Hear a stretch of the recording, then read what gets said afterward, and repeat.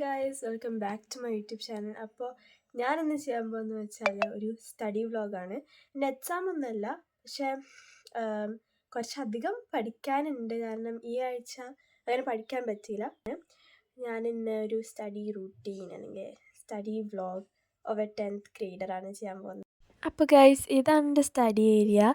പിന്നെ ഞാനിവിടെ കുറച്ച് അലങ്കോല പണികളൊക്കെ ചെയ്ത് വെച്ചിട്ടുണ്ട് കേട്ടോ. പിന്നെ മെയിനായിട്ട് ഞാൻ ഈ സ്റ്റഡി വ്ളോഗ് എടുത്തതെന്ന് പറഞ്ഞാൽ കുറച്ച് സ്റ്റഡി ടിപ്സും കൂടി പറഞ്ഞു തരാനാണ് കേട്ടോ.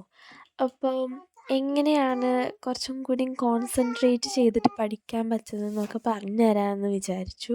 അപ്പോൾ ഫസ്റ്റ് തന്നെ നമുക്ക് വേണ്ടതെന്ന് പറഞ്ഞാൽ നമ്മളെ ചുറ്റോറും ഒരു ക്ലെൻലിനെസ് അല്ലെങ്കിൽ ഒരു നല്ലൊരു പോസിറ്റീവ് എനർജി അങ്ങനെയൊക്കെ പറയാം. അപ്പം നമുക്ക് ടേബിളൊക്കെ ഞാൻ വൃത്തിയാക്കുകയാണ് ആദ്യം തന്നെ. അപ്പം തന്നെ നമുക്ക് പഠിക്കാൻ വേണ്ടിയിട്ട് ഒരു മോട്ടിവേഷൻ അല്ലെങ്കിൽ പഠിക്കുന്നത് അത്ര ബോറിംഗ് ആയിട്ട് നമുക്ക് തോന്നത്തില്ല.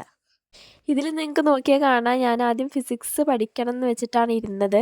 അപ്പോഴാണ് ഞാൻ ഓർത്തത് ഫിസിക്സിനെക്കാട്ടിലും കൂടുതൽ ബയോളജി ക്ലാസ് എടുത്തിട്ടുണ്ടായിരുന്നു. അതൊന്നും നോട്ട്സ് എടുക്കാൻ പറ്റിയില്ല.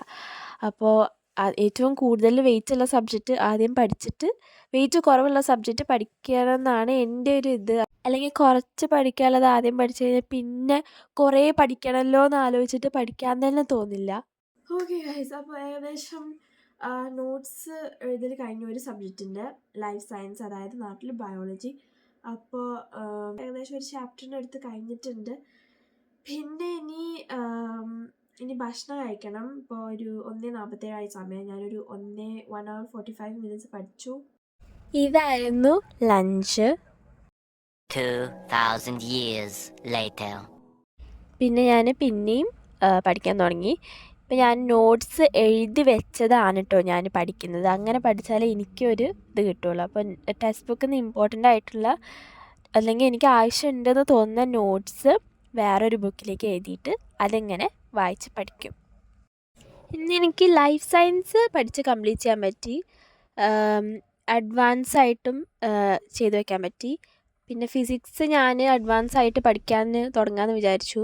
പക്ഷേ കുറച്ച് പഠിച്ചപ്പോഴേക്കും കറണ്ടൊക്കെ പോയിട്ട് ആകെ പഠിക്കാൻ പറ്റിയില്ല. അപ്പോൾ ഇത്രയേ ഉള്ളൂ ഇന്നത്തെ വീഡിയോ. ടാറ്റാ.